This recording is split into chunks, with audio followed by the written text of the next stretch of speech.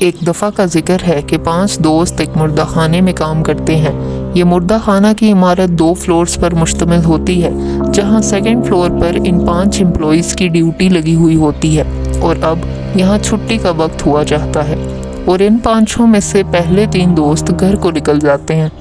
پیچھے بچے 2 بھی تیاری کر کے گھر کو ہی نکلنے کی کوشش میں ہوتے ہیں۔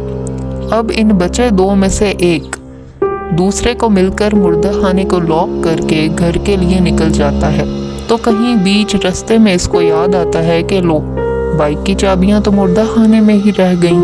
یہ واپس اپنے قدم مردہ خانے کی طرف لے لیتا ہے، دروازہ کھولتا ہے اور اپنی چابیاں تلاش کرنے لگتا ہے۔ اسی دوران جو 5واں دوست ابھی وہاں موجود تھا وہ بھی گھر کو نکلنے لگتا ہے، تو دیکھتا ہے کہ یہ کیا حد ہے غیر ذمہ داری کی، یہ لوگ تو مردہ خانے کا دروازہ کھلا چھوڑ گئے ہیں، بند کر کے بھی نہیں گئے، صبح پوچھتا ہوں ان سے۔ بس اتنا کہہ کر وہ مردہ خانے کا دروازہ باہر سے کھینچ کر بند کر دیتا ہے اور دروازہ لاک ہو جاتا ہے۔ ناظرین، اتنے میں ہی اس دوسرے دوست کو چابیاں مل جاتی ہیں اور وہ جیسے ہی دروازے کی طرف بڑھتا ہے تو یہ کیا، دروازہ لاک ہو چکا ہوتا ہے۔ یہ پریشان ہو جاتا ہے کہ میں نے تو کھولا تھا، یہ لاک کیسے ہو گیا۔ اس کے 100 بار پیٹنے اور چلانے کے بعد بھی اس کی مدد کو کوئی بھی نہیں آتا، کیونکہ وہ آخری دوست بھی کب کا دروازہ بند کر کے جا چکا ہوتا ہے اور اب اس بیچارے کے علاوہ وہ پوری بلڈنگ میں سوائے ٹھنڈی لاشوں کے اور کوئی بھی نہیں ہوتا۔ رات آنے کو ہوتی ہے اور اس لڑکے کی اب حالت خراب ہو رہی تھی۔ مردہ خانے کا ٹھنڈا ٹیمپریچر اب اس کی برداشت سے باہر جا رہا تھا۔ یہ خود کو سمیٹ کر خوف سے چور ایک کونے میں بیٹھا ہوا ہوتا ہے اور اس سوچ میں گم ہوتا ہے کہ میں یہاں ساری رات اکیلے ان مردوں میں، یوں سویرے تک تو میں ان کے ساتھ ہی مردہ ہو جاؤں گا۔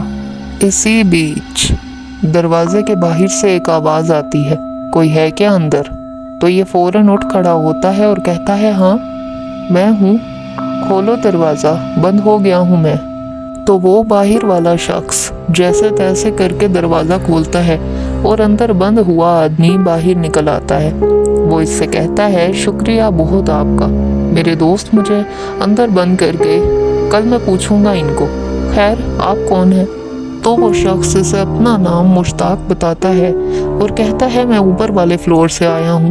وہ لڑکا اس کو پھر سے شکریہ ادا کر کے وہاں سے روانہ ہو جاتا ہے اور مشتاق نامی آدمی بھی ادھر سے غائب ہو جاتا ہے۔ اگلے دن جب وہ 5 دوست وہاں دوبارہ اکٹھا ہوتے ہیں تو وہ چوتھا دوست ان سے پوچھتا ہے، کل کیا کیا تم لوگوں نے؟ حد ہے، تم لوگ مردہ خانے کو کھلا چھوڑ کر چلے گئے، میں نے آتے ہوئے کیا بند۔ وہ پہلے 3 دوست تو کہتے ہیں کہ ہم تو چلے گئے تھے، تم دونوں ہی تھے آخر میں۔